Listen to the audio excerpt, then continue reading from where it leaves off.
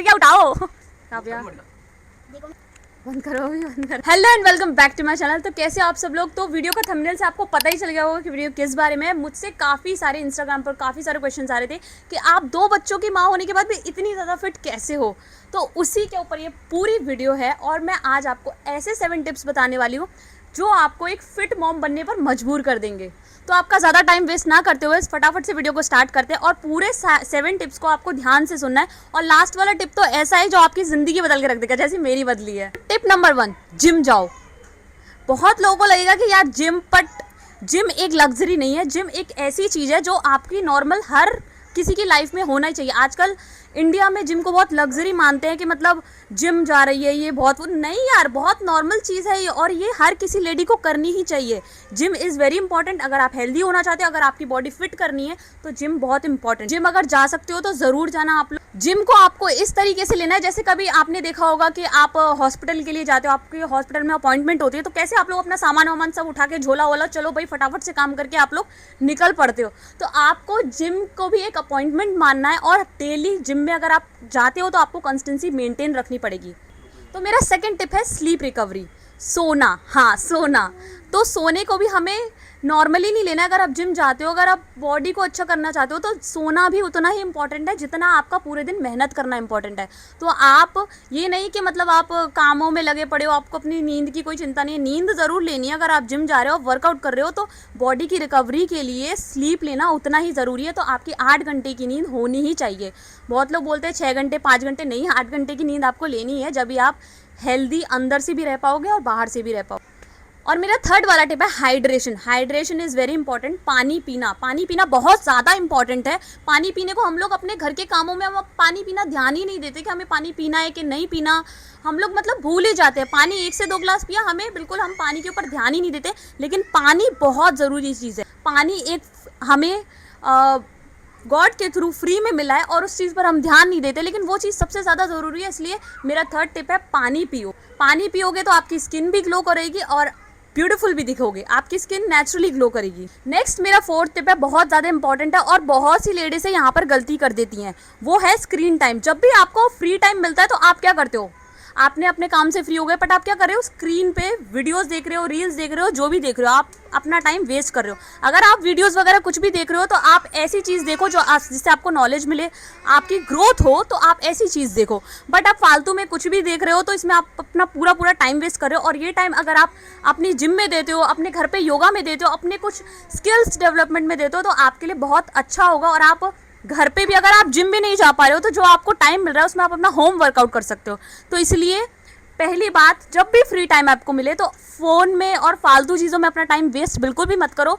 अगर आपको फ़ोन देखना ही है तो आप म्यूज़िक चला लो और वो हेडफोन्स वगैरह लगा लो और आप वर्कआउट करो। अगर आप हेडफोन्स लगाकर वर्कआउट करते हो तो आपका वर्कआउट भी बहुत अच्छा होता है। तो ये टाइम को यूज़ करो, इस टाइम को वेस्ट मत करो।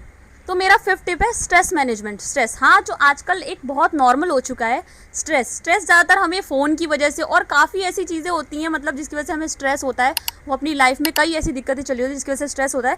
लेकिन स्ट्रेस आपको नहीं लेना है। अगर आपको एक फिट मॉम बनना है तो आपको स्ट्रेस बिल्कुल भी नहीं लेना है, क्योंकि स्ट्रेस अगर आप लेते हो तो आप अंदर से कभी फिट नहीं रह सकते। क्योंकि स्ट्रेस एक ऐसी चीज़ है जो आपको अंदर से नई नई बीमारियाँ देगा और आप कभी भी फिट नहीं रह पाओगे और आपका दिमाग तो हमेशा खराब रहेगा, वो अलग ही है। तो स्ट्रेस नहीं लेना है। अगर आपको फिट मॉम बनना है तो अपने दिमाग को थोड़ा फ्री करो और फालतू की बातों पर मत ध्यान दो, अपने ऊपर ध्यान दो, अपनी बॉडी के ऊपर ध्यान दो और स्ट्रेस आपको नहीं लेना है।